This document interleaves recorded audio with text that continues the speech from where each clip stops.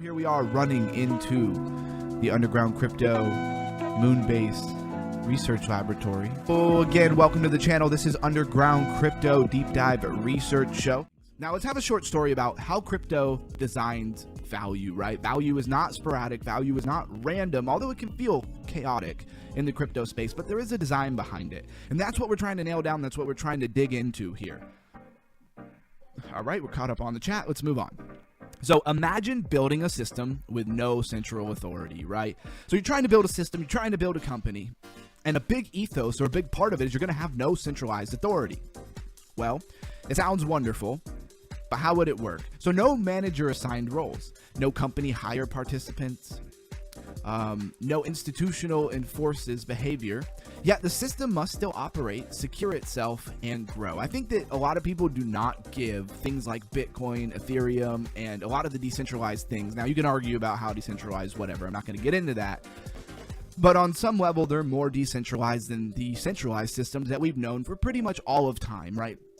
It's an experiment, right, in humanity to have a decentralized, even if it's not 100% decentralized, even if it's just more decentralized. But I don't think you get enough credit for the idea in the execution of what crypto has actually done. I think a lot of people have heard it, but it doesn't really sink in. So I hope this helps. Crypto solves this problem with incentives. So instead of commands, it offers rewards. Participants join not only because they're told to, but because the system aligns with their interests with its survival, aligns the interest of the project with its survival. So validators secure networks because tokens reward them. Liquidity providers support the market because incentive compensates them. Developers build because ecosystems allocate value to contributors. Participation emerges from design. Early in a network's life, incentives are often strong, right? Tokens are distributed to attract attention and bootstrapped activity. Liquidity forms, usage begins, the system gains visibility. But incentives alone cannot sustain value. If participation remains only for rewards, behavior collapses once emissions decline. The system loses engagement because it never created intrinsic demand or intrinsic value. This is where design becomes decisive. So what are we really saying here? All right, what we're saying is a new project comes out in a space like crypto, right?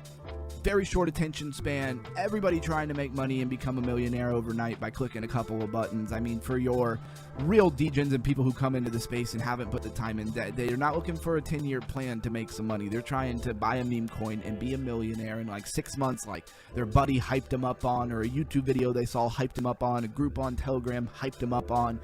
And that's really where their mind's at, right? So a new project comes out and it says, hey, nobody knows who we are. We have to give people a reason to come and use our product, to be a part of our community, to be a part of a network. So they put the carrot on a stick out in front of everybody. Come over here, we're going to give you super high yield, right? We're going to give you 35, 40, 100, 200. I've seen 2,000% yield on like gaming projects and stuff back in the DeFi, the day of DeFi summer, right? Or the time of DeFi summer gaming and stuff like that. Anyways, it didn't last. Can't give away that much value on a regular basis to people who are literally not doing much but clicking buttons. So at some point, as they offer incentive, they got to get people hooked on the project or a use case that really works and has demand, and slowly pull back on the rewards to the point where you are, instead of being rewarded for using the system, you're actually choosing to pay to use the system, right? They might still keep the fees low and whatnot to not, gouge you, but they need to recuperate a lot of the value that they've already given out. This is in the business model, right?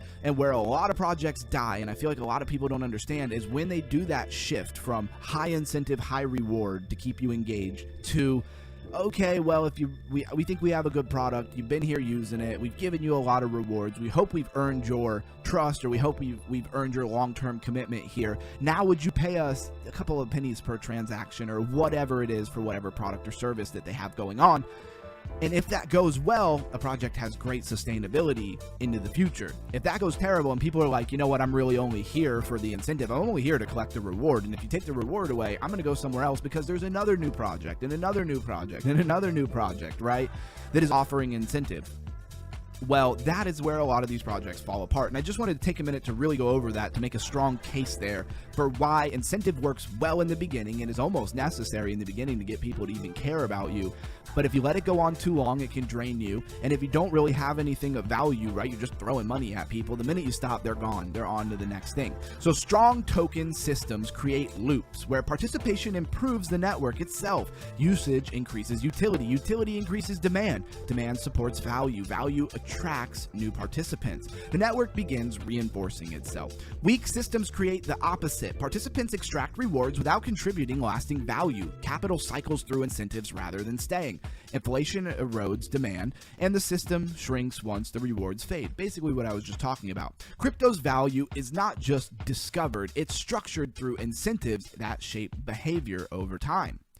All right, and we'll set ourselves up for these talking points. That was the story, sets the foundation. Talking points, we go at it in a different direction and really try to raise your crypto IQ now that we've set the foundation for doing so. Shout out to anybody who's still here. Throw something in the chat. Let me know that you're still listening. Let me know that you're still, wanting to raise your crypto IQ. So crypto systems are incentive systems. Blockchain coordinates participation without centralized authority. Incentives replace centralized control by aligning behaviors with network goals. Token design determines how participants act. Number 2, bootstrapping participation. Early networks must attract users, right? It's not optional. You must attract some users. Validators, liquidity providers, and developers. Tokens provide rewards that encourage initial participation before organic demands exist. Incentives create early adoption. Emissions as growth tools. Token emissions distribute supply to participants performing desired action. So you're doing something, you're getting some kind of, token emission. Emissions, why is this image thing up? Emissions can secure networks, attract liquidity, encourage usage, and fund ecosystems. They accelerate growth phases, very much how people speculate on airdrops. They get involved with test nets. That can be a very lucrative thing. That's why we're trying to do it for the Robinhood blockchain that they're going to be launching. So the risk of emissions dependence. If participants depend primarily on rewards rather than intrinsic value, demand collapses when incentives decline. Unsustainable emissions weaken long-term value.